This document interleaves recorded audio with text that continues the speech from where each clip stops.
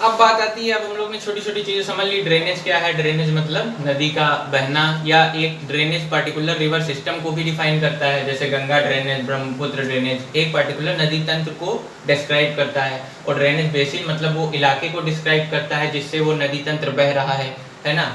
उसके अलावा water divide elevated area, जो दो ड्रेनेज बेसिन को डिवाइड करता है ना, दो नदी तंत्रों को जो अलग अलग करता है वो हो गया वाटर डिवाइड। उसके अलावा हमने समझ लिया 4 तरह का पैटर्न होता है। रेडियल, जो सब तरफ को धाराएं निकल रही होती हैं, डेंड्रिटिक, ट्रेलिस और रेक्टेंगुलर।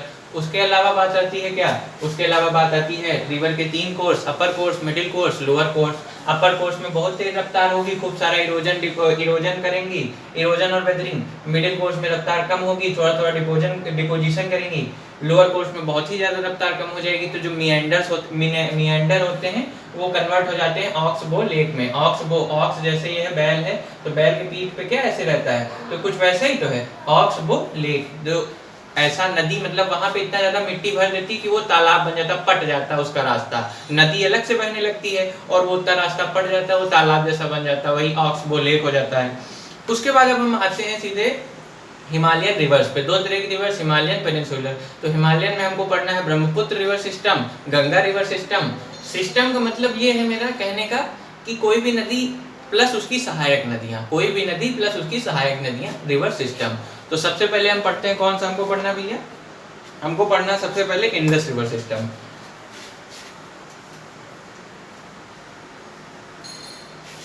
इंडस रिवर सिस्टम की बात कर लेते हैं हम लोग।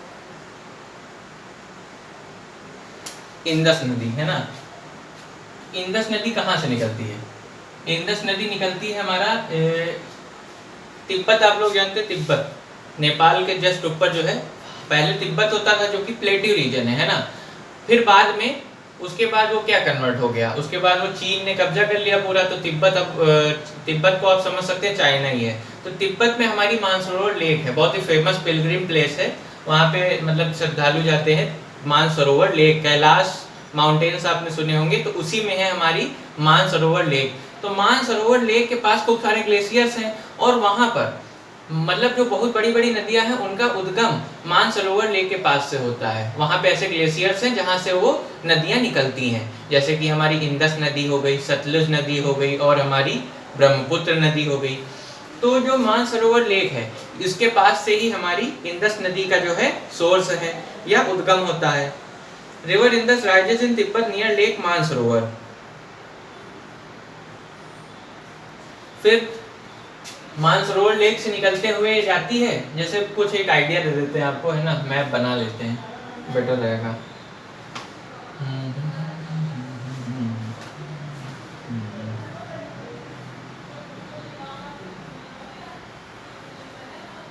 ये नेपाल हो गया,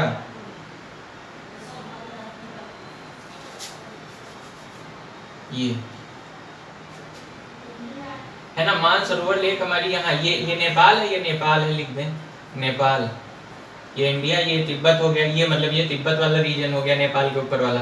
तो यहाँ पे है कहीं मानसरोवर लेक, तो यहीं से मेन मेन नदियाँ जो है हमारी निकलती हैं। तो यहीं से निकलती है हमारी इंडस नदी। इंडस नदी यहाँ से निकलती है भारत में, सॉरी यहाँ से नहीं निकलती है, थोड़ा सा और नीचे बनाना पड़ेगा, यहाँ से इंडस नदी हमारी यहाँ से निकलती है, ये ऐसे। और पहले तो ये पूरा जम्मू कश्मीर था, पर अब ये कहाँ एंट्री करती है, हम कहेंगे ये लद्दाख में एंट्री करती है। तो इंडस नदी rises near Mansarovar lake in Tibet and इंटर्स India in Ladakh union territory. Ladakh में आती है ना। और अब भारत में इंडस नदी की, देखो नदी के बारे में आपको बेसिकली क्या समझना होता है, मतलब कहाँ पे राज्य में, कौन से राज्य में बह रही है हमारे देश में, और उसका उद्गम कहाँ पे है, ओरिजिन कहाँ पे, सोर्स कहाँ पे है, और उसकी ट्रिब्यूटरीज कौन कौन सी हैं। और जैसे उस पर पावर प्रोजेक्ट्स वगैरह बने होते हैं वो तो खैर आगे का मतलब, पर फिर भी जो मेजर है वो पता हो तो अच्छी बात होती है। तो इसकी ट्रिब्यूटरीज कौन सी हैं इंडस की? इंडस की ट्रिब्यूटरीज हो जाएंगी हमारी Zanskar river, Nubra river, Shyok river और हुंजा रिवर।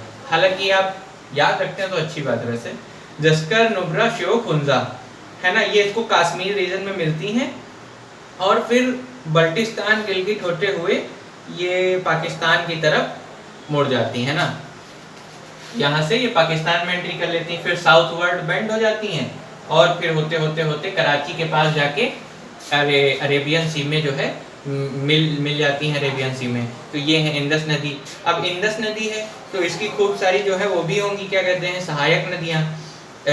सहायक नदियाँ मतलब ये जो मैंने अभी बताई, श्योक, नुब्रा, ये तो सब अपर रीजन में है, मतलब यहाँ वाले एकदम हाईएस्ट रीजन में लद्दाख के।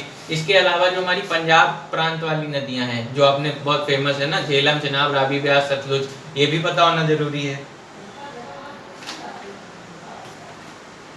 तो बात करते हैं हम लोग सबसे पहले, एक सेकेंड,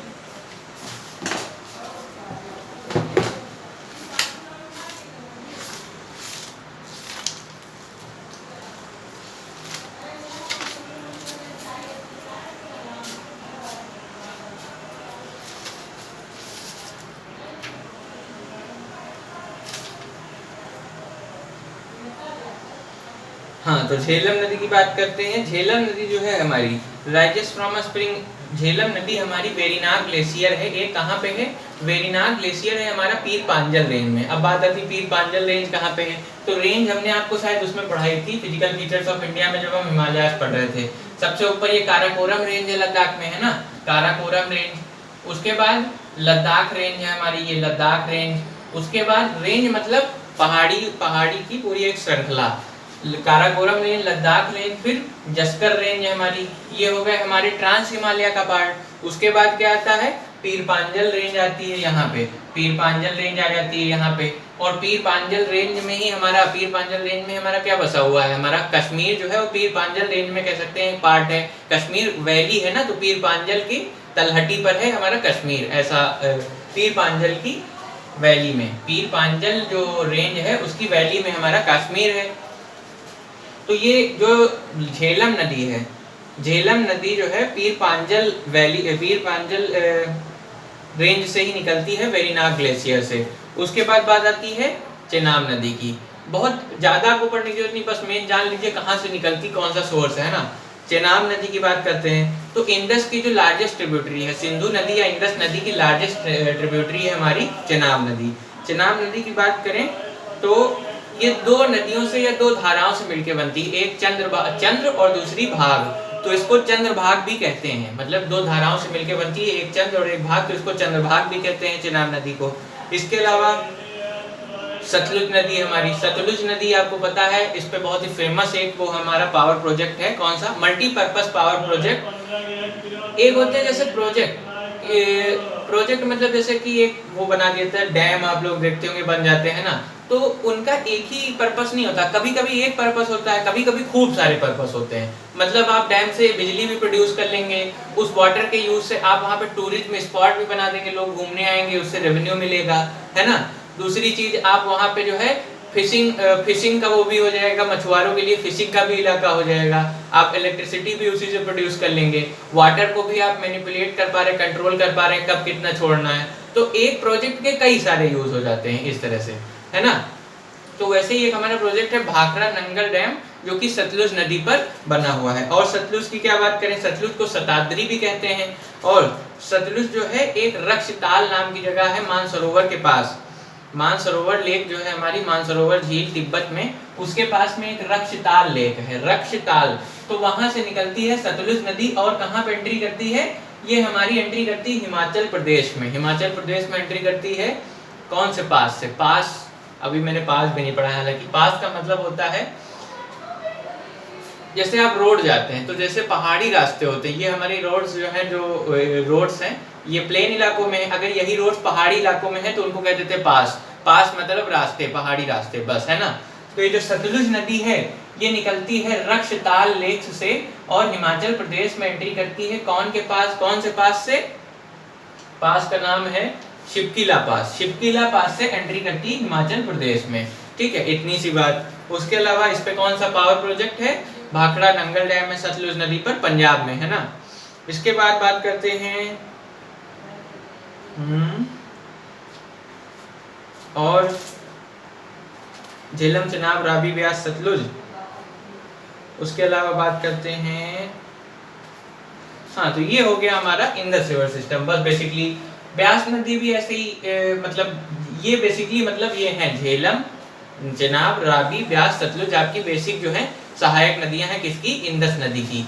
और एक हुई थी Indus water treaty. Indus water treaty हुई थी हमारी, तब हमारे प्रधानमंत्री थे श्री पंडित जवाहरलाल नेहरू जी, और पाकिस्तान में थे कौन, अयूब खान जी थे शायद, है ना। तो तब एक इंडस वाटर ट्रीटी हुई थी पानी के यूज को लेकर के, मतलब कौन इंडस का कितना पानी यूज करेगा। तो उसके तहत कुछ था कि मतलब पर्टिकुलर नदियां डिसाइड कर दी गई थी कि इन नदियों का पानी जो है पाकिस्तान के द्वारा यूज किया जाएगा, तो और कुछ नदियों का पानी जो है वो भारत यूज करेगा। बेसिकली उसमें शायद चेनाब वगैरह जो थी वो पाकिस्तान में गई थी, अपने यहाँ पर शायद एग्जैक्टली मुझे नहीं याद है ना।